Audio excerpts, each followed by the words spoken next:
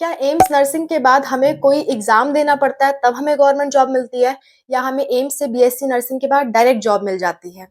और अगर डायरेक्ट मिलती है तो कैसे मिलती है? एम्स से नर्सिंग करने के क्या-क्या फ़ायदे हैं? क्या करियर स्कोप हो सकता है? हमारी सैलरी कितनी होगी? सब कुछ आज के वीडियो में हम डिस्कस करेंगे। Let's start. Hello everyone, welcome to Spark Up classes. This is Suman Yadav. AIIMS AIIMS India का बेस्ट मेडिकल कॉलेज होता है। एम्स के जितने भी कॉलेजेस हैं वो सबसे सुपीरियर होते हैं बजाय कि और किसी भी मेडिकल कॉलेज के। आप जितने भी मेडिकल कॉलेज का नाम जानते हो उन सबसे अच्छा कॉलेज एम्स होता है। एम्स से अगर आप अपना बीएससी नर्सिंग, पैरामेडिकल या कोई भी कोर्स कर रहे हो आप एम्स से, तो आपकी तवज्जो बहुत ज्यादा रहती है। ठीक है, इसके क्या क्या कैरियर स्कोप हो सकते हैं, कितनी सैलरी मिलती है एम्स से बीएससी नर्सिंग करने के बाद, स्कॉलरशिप मिलती है या नहीं, डिस्कस करते हैं। ठीक है, सबसे पहली बात, अगर आपको एम्स में एडमिशन मिल जा रहा है तो आंख बंद करके विश्वास करो कि ये बेस्ट है आपके लिए। ठीक है, और एम्स गवर्नमेंट कॉलेज है, फीस बहुत कम लगने वाली है। साल भर की फीस कुछ 10,000 तक लगती है। ठीक है, मैक्सिमम 10,000 लगती है, मिनिमम 2,000, मैक्सिमम 10,000 साल भर की फीस। ठीक है, ऐसा कोई गवर्नमेंट कॉलेज नहीं है जिसकी फीस इतनी कम लगती हो। ओके, तो आपकी फीस बहुत कम लगती है और महीने में आपको 500 रुपए की स्कॉलरशिप दी जाती है जब तक आप अपना बीएससी नर्सिंग कोर्स करते हो। महीने में 500 रुपए दिए जाएंगे आपको। ठीक है, हॉस्टल फीस भी बहुत कम है, लगभग 600 लगता है आपका साल भर का। ठीक है, एवरेज बता रही हूँ, 600 लगेगा पूरे साल का। सो बहुत सस्ता है। और इसमें जब आप फाइनल ईयर में होते हो, इंटर्नशिप करते हो, 4 साल का आपका बीएससी का कोर्स होता है, उसके बाद इंटर्नशिप होता है। इंटर्नशिप में आपको 15,000 रुपए महीना दिए जाते हैं इंटर्नशिप करने के लिए भी, जो कि एक बहुत अच्छी बात है। इंटर्नशिप करने के लिए आपको 15,000 रुपए महीना दिए जा रहे हैं। इंटर्नशिप मतलब जब आप सीखते हो कि काम कैसे करना है, प्रैक्टिकली सीखते हो, तो उसके लिए आपको 15,000 रुपए महीने दिए जाते हैं फाइनल ईयर में आपके। ठीक है, इसके बाद अब आगे का क्या करियर स्कोप है? मान लो आपने बीएससी नर्सिंग एम से कर लिया, तो आपको क्या एग्जाम देना पड़ता है या आपकी डायरेक्ट जॉब लगेगी, वही हम डिस्कस करेंगे क्योंकि ये बच्चों का मेन मुद्दा रहता है। तो एम से अगर आप बीएससी नर्सिंग अपनी पूरी कर लेते हो तो उसके बाद क्या-क्या आपके पास जॉब अपॉर्चुनिटी रहती है, क्या कैरियर है आपका आगे, वो मैं बताती हूँ।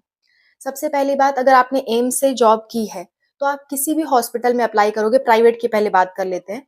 किसी भी प्राइवेट हॉस्पिटल में अप्लाई करोगे तो आपको आसानी से जॉब देंगे, कोई आपको मना ही नहीं करेगा क्योंकि आपके नाम, आपके डिग्री के आगे एम्स लगा हुआ है कि एम्स से आपने ये डिग्री की है। तो आपको किसी भी प्राइवेट हॉस्पिटल के लिए अप्लाई करोगे तो सारे लोग छट जाएंगे, आपका नाम ऊपर आ जाएगा क्योंकि आपने एम्स से किया है। पहला रीजन तो ये हो गया कि आप कहीं भी अप्लाई करोगे आपका सुपीरियर रहेगा। अगर कोई एम्स से ही किया है तभी आपके टक्कर में आएगा, अदरवाइज आपके टक्कर में नहीं आएगा। या फिर उसने बहुत साल का एक्सपीरियंस गेन किया हो तब जाके आपके टक्कर का वो बनेगा। पहली बात तो ये हो गई। सबसे पहली अच्छी अपॉर्चुनिटी ये है कि प्राइवेट जितने भी हॉस्पिटल हैं सबसे ज्यादा तवज्जो आपको दी जाएगी अगर आपने एम्स से किया है। दूसरी बात, अगर आप किसी प्राइवेट हॉस्पिटल में काम कर रहे हो, बड़े-बड़े हॉस्पिटल में भी आप काम कर सकते हो। इंडिया के जो टॉप मोस्ट हॉस्पिटल हैं, उनमें जो नर्स हैं, उसमें आपकी डायरेक्ट एंट्री हो सकती है विदाउट एक्सपीरियंस भी, अगर आपने एम्स से बीएससी नर्सिंग की है। विदाउट एक्सपीरियंस भी वो आपको ले लेंगे क्योंकि आप एम्स के हो। आपकी इंटर्नशिप पूरी होनी चाहिए। इंटर्नशिप पूरी नहीं करोगे तो कहीं जॉब नहीं मिलेगी।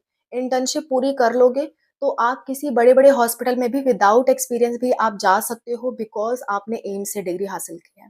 और उस टाइम आपकी सैलरी अबव 50,000 रहती है शुरुआत से ही, जो कि एक बहुत अच्छी बात है। ठीक है, नेक्स्ट नेक्स्ट अगर कोई गवर्नमेंट हॉस्पिटल में आप जाना चाहते हो, ये तो प्राइवेट की बात हो गई थी। आप गवर्नमेंट हॉस्पिटल में जॉब करना चाहते हो तो किसी भी गवर्नमेंट हॉस्पिटल की जब वैकेंसी निकलती है तो आप जब अप्लाई करोगे तो आपको कभी कभी डायरेक्ट इंटरव्यू बेस्ड भी एडमिशन मिल जाता है। कोई कोई हॉस्पिटल अपना एंट्रेंस टेस्ट भी निकलवाते हैं कि एंट्रेंस टेस्ट के बेस पे हो। और कोई कोई मेरिट बेस पे भी लेते हैं कि आपने कहाँ से किया है, कितने अच्छे कॉलेज से किया है, आपकी कितनी परसेंटेज रही है। इन सब के बेस पे भी आपका जॉब लगती है। डिपेंड करता है आप कौन से हॉस्पिटल में अप्लाई कर रहे हो। और अगर आप सोच रहे हो कि हमको एम्स के बाद एम्स में ही जॉब चाहिए तो उसके लिए बच्चों आपको एक एग्जाम देना पड़ता है, नॉरसेट। नॉरसेट एग्जाम के बारे में मैंने कंप्लीट जानकारी इस वाली वीडियो में बताई है। वीडियो का लिंक आपको इसी वीडियो के लास्ट में मिल जाएगा। ठीक है, नॉरसेट जो एग्जाम होता है, शॉर्ट में बताती हूँ। नॉरसेट एग्जाम आपको बीएससी नर्सिंग जब आप कर रहे हो तभी आपको तैयारी करनी होती है और नॉरसेट एग्जाम आपको देना होता है। जैसे 12th में आप हो तो 12th के बाद आप नीट का एग्ज़ाम देते हो। वैसे ही बीएससी नर्सिंग में जब आप हो, बीएससी नर्सिंग के फाइनल ईयर में या बीएससी नर्सिंग के 1-2 साल बाद तक भी आप नॉर्सेट का एग्ज़ाम दे सकते हो। नॉर्सेट एग्ज़ाम देने से ये होता है कि आप एम्स में नर्स का काम कर सकते हो और जब एम्स में नर्स का काम करते हैं ना, तो सैलरी बहुत हाई जाती है। एग्ज़ाम्पल के तौर पे, अगर आपने नॉर्सेट क्वालीफाई कर लिया और आपका एम्स के हॉस्पिटल्स में जॉब लग गई, तो शुरुआत के टाइम पे आप अगर गूगल पे भी सर्च करोगे या कहीं किसी से पूछोगे, तो आपको सैलरी बताई जाएगी कि 10,000 से लेकर के 30,000 तक होती है, जो कि आपको लगेगा बहुत कम है। लेकिन मैं आपको एक्स्ट्रा चीज़ें बताती हूँ इसमें। 10,000 से 30,000 दिखाएगा आपको, लेकिन उसके साथ-साथ ग्रेड पे उसका होता है 5,000 का, यानी कि आप 35,000 ऐसे हो गया। प्लस उसको कोई ना कोई अलग-अलग चीज़ें मिलती रहती हैं खर्चे के लिए, जैसे मान लो सर्विस चार्ज उनको अलग मिलेगा, उसके बाद उनको अपना यूनिफ़ॉर्म का चार्ज अलग मिलेगा, खाने-पीने का चार्ज अलग मिलेगा। टोटल अगर जोड़ा जाए ना, तो मिनिमम 50,000 उनका सैलरी हो जाता है, मिनिमम। मिनिमम 50,000 महीना सैलरी हो जाता है स्टार्टिंग में और जैसे ही 3 से 4 साल का एक्सपीरियंस आप गेन करते हो 1 लाख तक सैलरी पहुँचती है, जो कि एक बहुत अच्छी अपॉर्च्युनिटी है। अगर आप नॉर्सेट कर लेते हो तो 1 लाख तक सैलरी पहुँचती है with 4 years of experience. 3 to 4 years depend करता है अलग-अलग एम्स में। अगर आप दिल्ली एम्स में हो, तो ये अचीवमेंट आपको जल्दी मिलती है। किसी और एम्स में हो, तो ये अचीवमेंट आपको 1-2 साल डिले मिलती है। लेकिन आपकी लाख रुपए तक सैलरी पहुँच जाती है 3-4 साल में और 3-4 साल कोई बड़ी बात नहीं होती है, यूँ कट जाते हैं 3-4 साल नौकरी के बाद। जब तक आप 12th में हो तब तक आपको 1-1 साल भारी लगता है, लेकिन जब आप जॉब करते हो ना तो यूँ बीतते जाते हैं, समय पता ही नहीं चलता है। तो 3-4 साल के अंदर आप लाख रुपए महीना कमाने लगोगे, ठीक है? और ये बढ़ता ही जाता है, थोड़ा-थोड़ा बढ़ता ही रहता है, विथ एक्सपीरियंस बढ़ता रहता है। अब तक की maximum salary 3.7 lakh per month तक दी गई है नर्सेस को, एम्स में जिनका 10 साल तक का एक्सपीरियंस रहा है। और इसके बाद जब आप एम्स से रिटायर होते हो तो आपको पेंशन तक दी जाती है। हालाँकि इस पे विवाद चल रहा है, हो सकता है आगे चल के ये रोक दिया जाए, पर फिलहाल पेंशन भी दी जाती है, अगर आप एम्स में नर्स का काम करते हो तो। पर एम्स में नर्स का काम करने के लिए आपको नॉर्सेट क्वालीफाई करना पड़ेगा। विदाउट नॉर्सेट आप एम्स में जॉब नहीं कर पाओगे गवर्नमेंट। किसी अदर हॉस्पिटल में कर सकते हो, एम्स में नहीं कर पाओगे।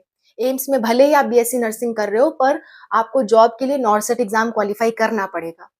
जो कि मैं आपको एक बात बताऊँ, जो एम्स से बीएससी नर्सिंग अगर ईमानदारी से कर रहे हो, अच्छे से पढ़ के कर रहे हो ना, तो आपके लिए नॉर्सेट कोई बहुत बड़ी बात नहीं है। हाँ, उन लोग के लिए बड़ी बात है जो बाहर से कर रहे हैं। पर अगर आप एम्स से ही नर्सिंग कर रहे हो तो आपके लिए नॉर्सेट बहुत टफ नहीं पड़ेगा, आपके लिए ईज़ी पड़ता है नॉर्सेट, ठीक है? So this is all about the video. मैंने कैरियर स्कोप सारा बता दिया नर्सिंग से रिलेटेड। अगर आपको पैरामेडिकल से रिलेटेड भी जानना है तो आप मुझे कमेंट करके बताना, मैं उस पे जल्द ही वीडियो ला दूँगी। Okay? Wish you all the best. Bye, take care.